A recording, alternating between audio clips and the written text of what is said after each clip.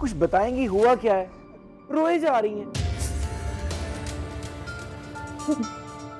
किसने कुछ कहा है?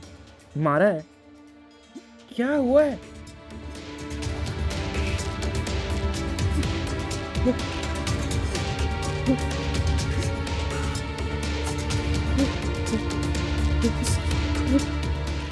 पानी पिए आप ही। आप ही पानी पिए ना।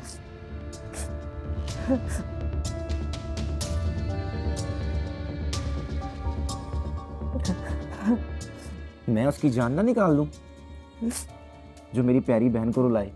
अपने भाई को बताएं क्या हुआ।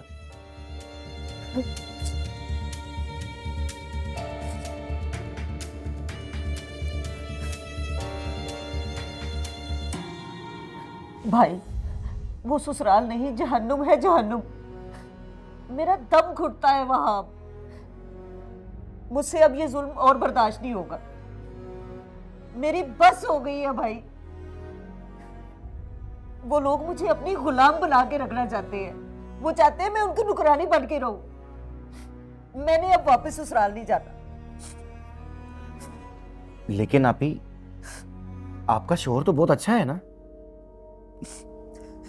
छोड़े उसकी बात भी। वो तो कुछ बोलता ही नहीं है, बस चुप रहता है।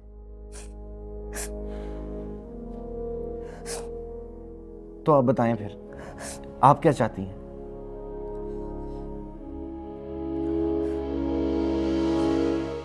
चाहे कुछ भी हो जाए, मैंने अब वापस ससुराल नहीं जाना। मेरी सोच उन लोगों से अलग है। मैंने नहीं रहना उनके साथ। मेरा उन लोगों के साथ गुजारा ही नहीं है।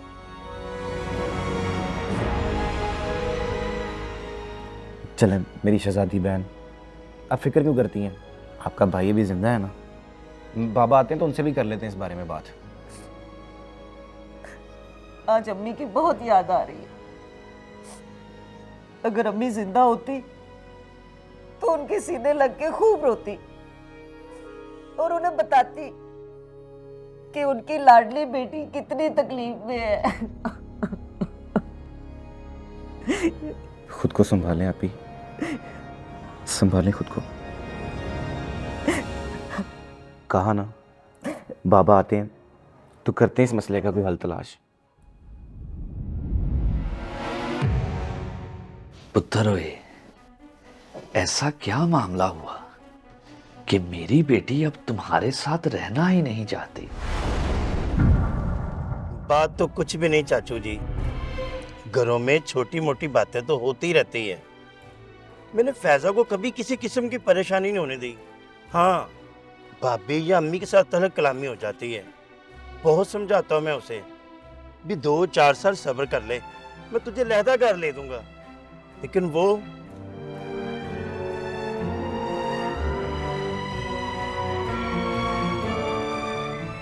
पुत्र, अब तू क्या चाहता है? चाचू जान, मैं तो ये चाहता हूँ फैजा अपने घर वापस आ जाए। मैं तो हर कोशिश निभाने की करता हूँ, लेकिन वो समझती नहीं। मैं समझ गया हूं बेटा, मैं कुछ करता हूं। और चल छड़ सारी बातों को, कमली ना हो तो अपना मूड अब ठीक कर ले।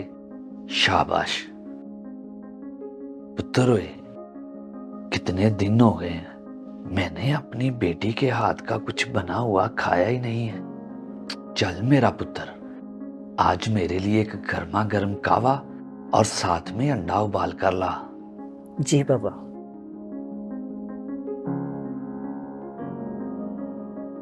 और एक आलू भी उबाल लाना। आलू क्यों बाबा? और चलिए, मेरा दिल चाह रहा है खाने को। जी मैं अभी उबाल कर लाती हूँ। अच्छा ख्याल रखना, ये तीनों चीजें सिर्फ 20 मिनट तक चूल्हे पे रखनी है। जी बाबा। शाबाश।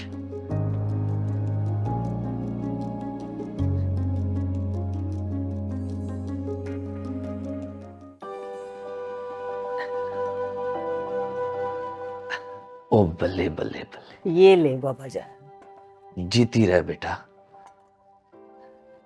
इधर आ, इधर आ, मेरे पास बैठ। पुत्र, मेरी बात ध्यान से सुन। आलू को चेक करो, ठीक तरीके से गलकर नरम हो चुका है। जी बाबा। अब जरा अंडे को छू कर देखो, हार्ड बॉयल हो गया है। जी। अब जरा कावे को देखो बेटा, इसमें रंग और खुशबू आ गई है। जी बाबा, सब परफेक्ट है। देखो बेटा, इन तीनों चीजों ने गर्म पानी में यकसा वक्त गुजारा है और बराबर की तकलीफ बर्दाश्त की है। आलू सख्त होता है ना, लेकिन इस आजमाइश से गुजरकर नरम हो गया है। अंडा नरम होता है ना, गिरे तो टूट जाता है, लेकिन अब ये सख्त हो गया है। और कावे ने पानी को खुश रंग और खुश जायका बना दिया है। बेटा, ठीक इसी तरह, गर्म पानी की तरह ससुराल में भी सख्ती और आजमाइशें होती हैं। अब तुम क्या बनना चाहोगी? आलू, अंडा या कावा?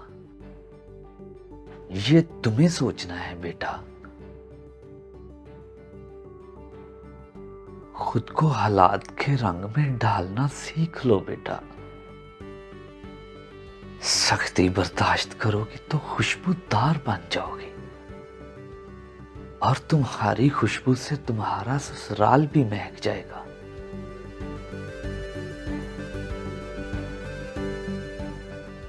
जी बाबा, मैं समझ गई जो आप समझाना चाहते हैं। बाबा, मुझे मेरे घर छोड़ आए। मैं आपसे वादा करती हूँ, आपकी ये बेटी निभा कर दिखाएगी।